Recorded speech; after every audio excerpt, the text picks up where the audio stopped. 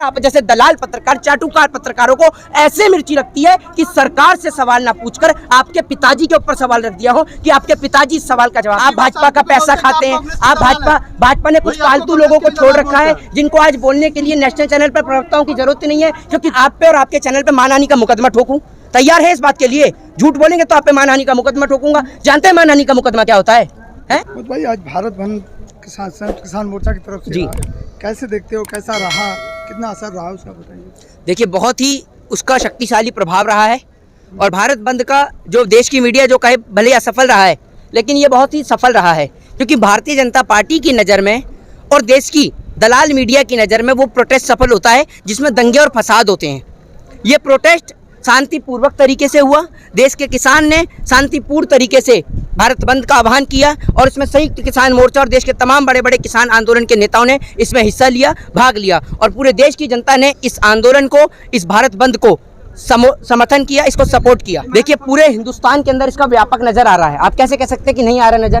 पूरे हिंदुस्तान में इसका व्यापक असर नज़र आ रहा है। आप देश की सरकारें आज घबराई पड़ी हैं इस आंदोलन के जरिए और आप कहते हैं कि इसका कोई असर नहीं है। इसका असर कश्मीर से कन्याकुमारी तक तमाम जगहों पर है और ये हमारे देश का दुर्भाग्य है। हमारे देश के प्रधानमंत्री जी जो विदेशी दौरों तक जा रहे हैं, हमारे प्रधानमंत्री जी रात को उनके पास इतना खाली समय होता है कि वो साइट तक देखने के लिए चले जाते हैं, लेकिन उस प्रधानमंत्री के पास इतना समय नहीं है कि देश के अन्नदाता, देश के पालनहार जो 133 करोड़ जनता का पेट भर रहे हैं, जिसे पालनहार कहा जाता है, उस अन्नदाता से एक बार मिलने के लिए आ जाएं। 27 सितंबर का आज के दिन किसान संयुक्त मोर्चा ने भारत बंद का आह्वान किया था, लेकिन प्रधानमंत्री जी ने एक बार भी ये फर्ज नहीं समझा कि रात को वहां पर साइट पर जा सकते हैं। क्या रात को आके एक बार किसान भाइयों से नहीं मिल सकते कि आपको तकलीफ क्या है, आपको दिक्कत क्या है?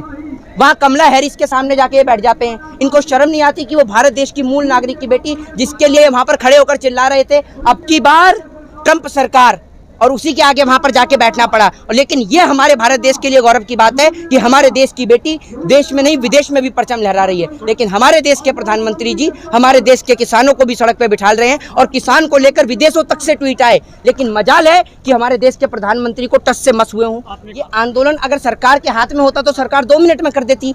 सरकार को तो चलाने वाले ये बड़े बड़े उद्योगपति हैं, जिन्हों से सरकार पहले ही इस देश के किसान की जान का सौदा कर चुकी है। इनके हाथों पहले ही सरकार बिक चुकी है, व्यापारियों के हाथों। आज आप एक बात मुझे बताइए, सीधे तौर पे आपसे पूछता हूँ, प्रधानमंत्री जी ने जनधन खाते खुलवाए या नहीं खुलवाए? आप कहते हैं कि प्रधानमंत्री जी अक्सर अपने भाषणों में बोलते हैं कि 125 करोड़ की आबादी, 125 करोड़ की आबादी। अब हम आपसे कहते हैं कि जनधन खाते के तहत 125 करोड़ पर न जाकर 50 करोड़ की बात कर लेते हैं। 50 करोड़ लोगों ने अगर जनधन खाते के तहत अपना अपना खाता खुलवाया, तो आप एक बात मुझे बताइए कि टोटल खाते में कितना पैसा आया? आप इस बात को मुझे बताइए। टोटल आया, जितना भी आप लगाइए, मल्टीप्लाई कर लीजिए 50 की 500 से कि कितना पैसा है। जीरो लगाते रहिए जितनी आप पे जीरो हैं। लेकिन एनपीए के तहत देश की सरकार ने किसका कर्जा माफ किया? किसका कर्जा माफ किया? बोलिए ना आपका डरते हैं, बोलिए। उद्योगपति का नाम बताइए ना। उद्योगपतियों को मत बोलिए, उद्योगपति। सिर्फ एकमात्र अंबानी जी का कर्जा माफ किया, वो भी कितने का? 3,16,500 करोड़ रुपए का कर्जा प्रधानमंत्री मोदी जी ने अंबानी का माफ किया। किसान के कर्जे के लिए जब बात आती है तो सरकार ऐसे मुंह फुला के दिखाती है, सरकार ऐसे ड्रामा करती है। सरकार किसान को 5 किलो गेहूं, 5 किलो चना क्या दे देती है, उस पर एहसान दिखाती है। एक बात आप मुझे बताइए, सरकार जो एमएसपी है वो बड़ी बड़ी कंपनियों के लिए क्यों नहीं लागू कर देती? डरती है सरकार बड़ी बड़ी कंपनियों के लिए एमएसपी लागू कर दे आज। और ये 3 लाख करोड़ वाली जो बात है वो यहीं तक खत्म नहीं हुई है। ये 3 लाख करोड़ वाली बात बहुत लंबे सिरे तक चलती आ रही है। प्रधानमंत्री नरेंद्र मोदी जी ने कहा कि नोटबंदी के बाद इस देश के अंदर 3 लाख करोड़ रुपया काला धन के तौर में रूप में भारत में आया। तो एक बात आप मुझे बताइए, हूं तो बड़ी तेजी से कर रहे हैं आप, अगर 3 लाख करोड़ रुपया नोटबंदी के बाद इस देश के अंदर वापस आया तो 1 लाख करोड़ रुपया हमें जापान से मेट्रो के लिए क्यों वापस देना पड़ा? इस सवाल का जवाब आप में से कोई पत्रकार मुझे दे दे, बताइए। आज किसान सड़क पे बैठा है, हम किसान के लिए जस्टिस की मांग करते हैं। एक बेटी के साथ बलात्कार हो जाए उसके लिए जस्टिस की मांग करते हैं। हम कब तक ये कहते रहेंगे we want justice, we want justice? है, हम ऐसी सरकारों को चुनते हैं क्यों कि जिनके आगे हमें गिड़गिड़ाना पड़े। जी अच्छा, इसके लिए आपके पिताजी ने आपको कितना पढ़ाया है? अपना नाम बताइए। दा मिथिला से पूछ रहा हूँ और सभी लोगों से कहूंगा इनकी एक बार डिग्री तो आप लीजिएगा। आपके पिताजी ने आपको कितना पढ़ाया है? आज यहाँ पर भारत बंद के लिए आए हैं, टिकट दिलवाने के लिए आए हैं? आप डिप्टी मजिस्ट्रेट लगे, कलेक्टर लगे हैं? अरे सुनिए मेरे, सुनिए भैया, सुनिए। आप कितने टाइम से मेरी कितने टाइम से सुनते आ रहे हैं आप मुझे? आप एक बार बताइए, 20 साल की उम्र में किसको टिकट मिलता है, जरा ये बताइए आप मुझे, आप बताइए। बोला कि अभी आप टिकट लेना चाहते हैं। अरे भैया मैंने आपसे पूछा 20 साल की उम्र में टिकट मिलता है, कितनी साल की उम्र में मिलता है? वेट करेंगे, एक 4 साल के बाद देंगे आपको ना टिकट की, अगर सुन तो लीजिए, टिकट का भी अगर आपसे पूछना तो आपको ये भी नहीं पता होगा। आप सभी चुप रहिएगा। दा मिथिला मुझे सवाल का जवाब देंगे कि राष्ट्रपति बनने के लिए उम्मीदवार की न्यूनतम आयु कितनी चाहिए, चलिए ये बता दीजिए। राष्ट्रपति का 35 साल है तो आप एक बात मुझे बताइए, प्रधानमंत्री के लिए कितनी चाहिए? प्रधानमंत्री के लिए कितनी चाहिए? क्यों नहीं पता आपको? आप तो पत्रकार हैं। अरे आप तो पत्रकार हैं, आपको तो बहुत ज्ञान। आप एक बात, आप सरकार की चाटुकारिता करते हैं, आपको सरकार से दलाली मिलती है। ये भी आप ही के व्यूअर्स कहते हैं।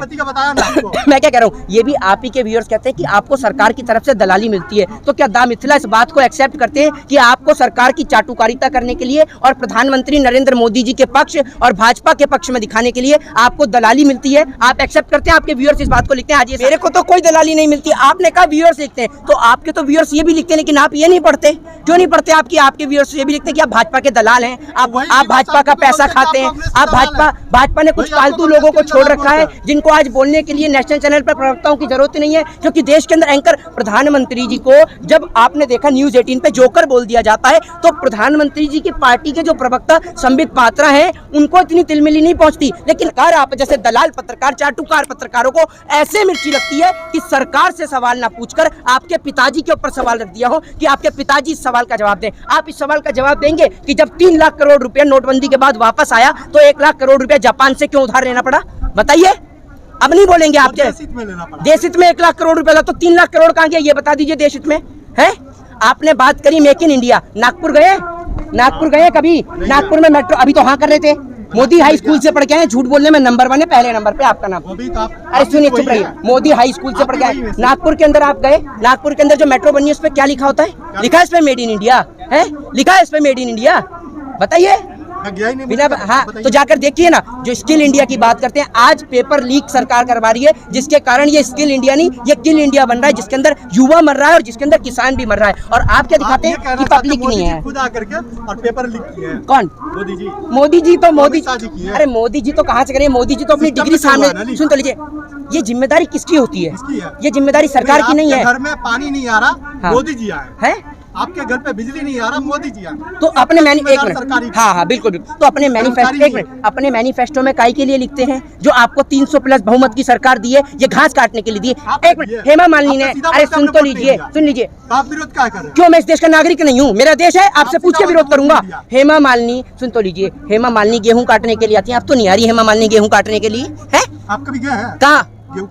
अरे मेरी बात छोड़िए, मेरी सुनिए, सुन तो लीजिए। तो क्यों नहीं पूछ सकते? आपको तो बड़ी दर्द हो रहा है, आपके दिल में इतना दर्द उठ रहा है कि मैं सवाल मोदी जी से, हेमा मालिनी से, उनके सांसदों से ना पूछ के आपसे पूछूं? है मेरे देश के एमपी है, मेरे देश के, और मैं देश के प्रधानमंत्री से सवाल पूछूंगा। आप होते कौन है? अरे भैया आप होते कौन है? आपको एक बात मुझे बता, तो क्यों पूछेंगे? मैं तो अपने हिंदुस्तान के लिए पूछूंगा, क्यों नहीं पूछूंगा? मैं अपने देश के किसान के लिए पूछूंगा। किसान यहाँ खड़े हुए हैं, आपको बड़ा मजा आता है क्योंकि आपको इतना दर्द हो रहा है, मोदी जी से ज्यादा दर्द और तकलीफ आपके सीने में हो रही है। आज अगर मोदी जी को गलत बोल रहे हैं, क्यों? राहुल गांधी को क्यों आप बोलिए?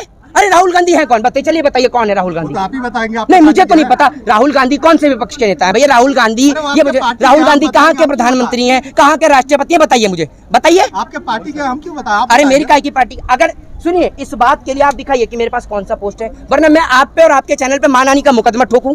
तैयार है इस बात के लिए? झूठ बोलेंगे तो आप पे मानहानि का मुकदमा ठोकूंगा। जानते हैं मानहानि का मुकदमा क्या होता है?